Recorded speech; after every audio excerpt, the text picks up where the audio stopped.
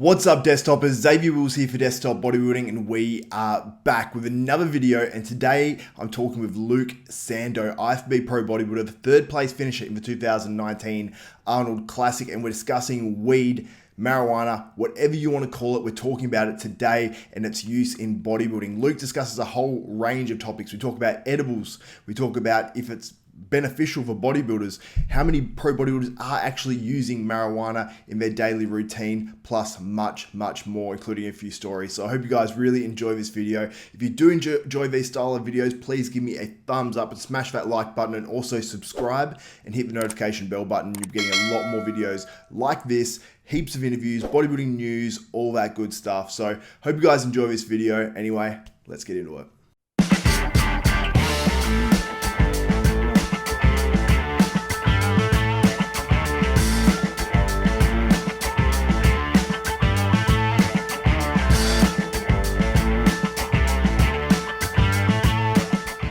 Welcome back to Desktop Bodybuilding. I'm joined today by Luke Sandoe, IFBB Pro, third place finisher in the 2019 Arnold Classic. And we're talking about something a bit different today. I talked to Jay Cutler about it the other day, and that's weed, marijuana, whatever you want to call it, in bodybuilding. Because I've heard, stories of this guy uses marijuana, this guy takes it, this guy takes it, this guy takes it. And I'm like, okay, it seems like a lot of pro bodybuilders, from all the stories and rumors I've heard, use marijuana to some extent in bodybuilding, whether it's the end of a comp prep, whether it's regularly, whether it's to train.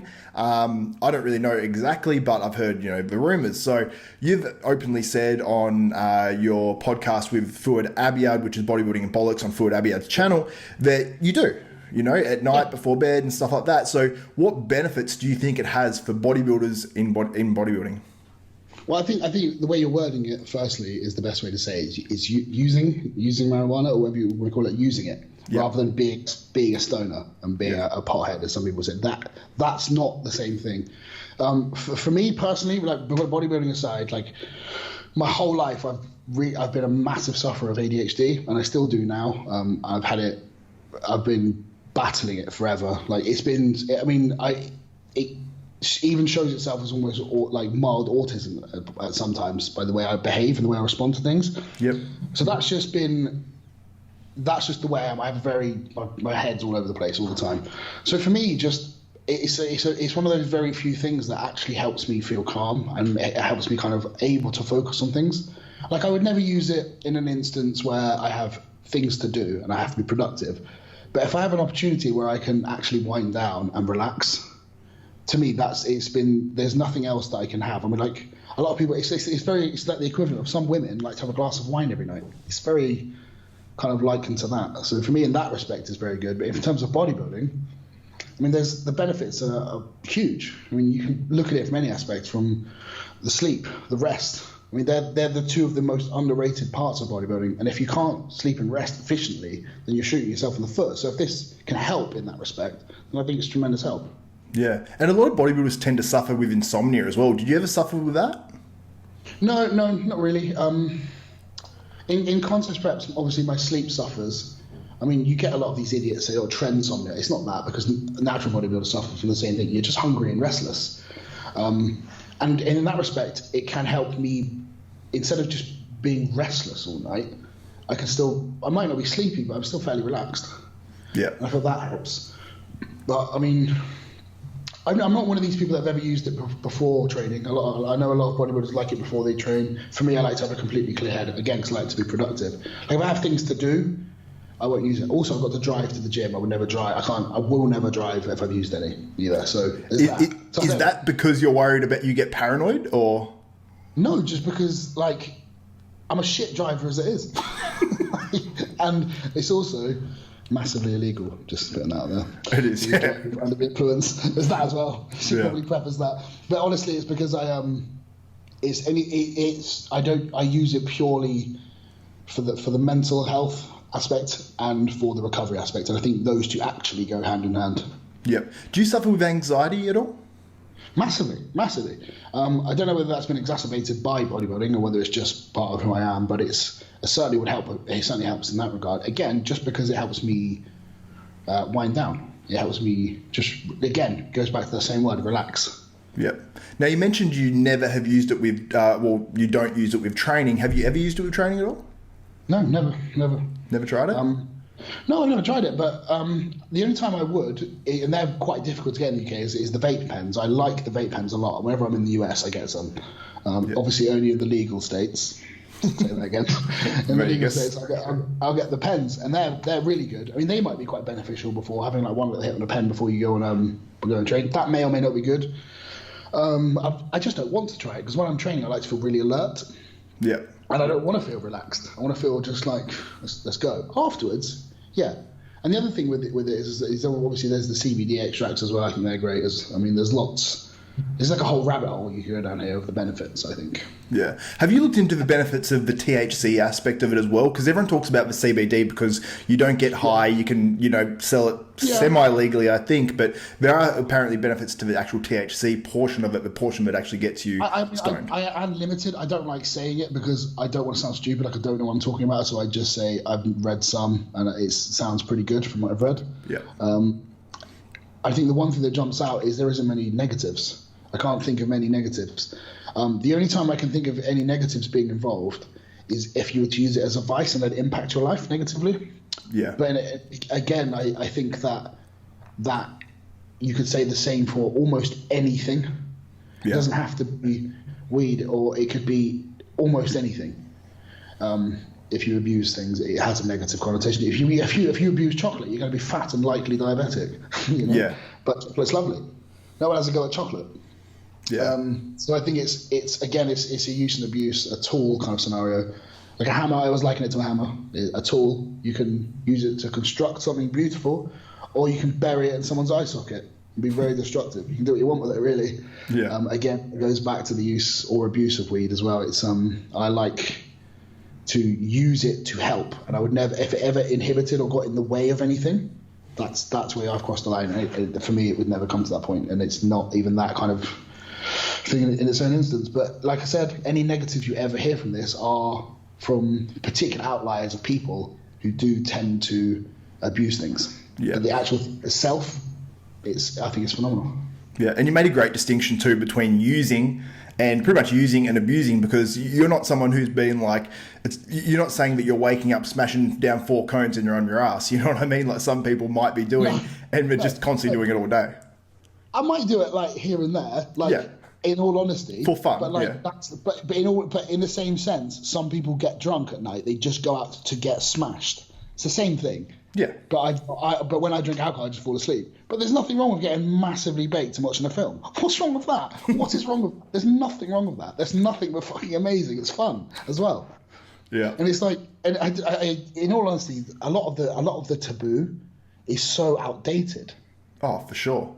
Like if I said something, I mean, like my mum knows, but I mean, she'd just be like, she's still like, yeah. It's like, you smoke, mum. You smoke and drink wine. She's always got a Baileys and a fag in her hand at night. And I'm like, that's way worse, I'm afraid. And for those who don't know, American listeners, a fag is a cigarette. Yes. Just because I've said that on something before. She's got a gay man. She's got a Baileys and a gay man in her hand. Yeah. So yeah, this is good. Talking about weed and now we're giggling, but we're neither of us high. Anyway, I want to ask a few more questions on it. So what's the legalities of it in the UK right now? Because I know in Australia it's sort of like going through a phase where, you know, medicinally you can get it, I think in my state. In one other state you can grow one plant, but then everywhere else it's just illegal. I don't know. I should probably know this. I think it's very much it's decriminalized as far as I know. I think you're allowed to have some for your own use, and that's it, and they'll be okay with it. Yeah, okay. It's at their discretion, and it's not like I've got a whole fucking plants downstairs. I just have what I need when I need it. But I think that's the legality of it. So much so that I would never have it out of the house. I would never like walk down the road smoking or anything like that. It's very much a private, in my own home kind of thing. So, yeah, for sure. And how many pro bodybuilders? I'm not asking you to tell me names or anything like that. What percentage, I suppose, of top pro bodybuilders, do you think actually use? I would say the majority, in some respect, whether they smoke it recreationally or whether they use some of the tinctures, like the THC tinctures for sleep, whether they use the THC, whether they use the edibles or the vapes. I think in some degree, I would say most of them would use it because it is a valuable tool. Yep. For sure. And as well, do you have experience with edibles and smoking? I like edibles a lot, but to me that is more of a recreational thing. Yes. And I remember the first time I had one, my mate was like, his wife cooks them, and he was like, have a quarter. Have a quarter. I was like, yeah, I'll have a quarter.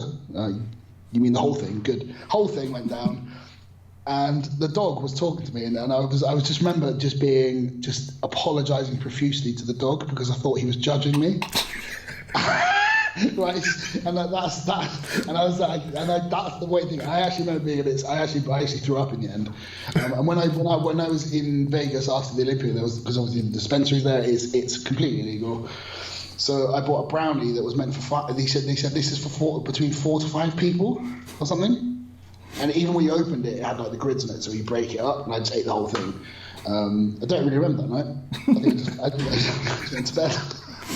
But yeah, they would certainly be more recreational than anything else. Absolutely, yeah. I've got 2 pretty epic stories about when I have, and my partner actually told me. She said she made protein balls. I said I don't feel like anything dirty. I just don't. And she's like, I make protein balls with it in there. I was like, okay, with just butter and protein powder and stuff. Yeah, sure.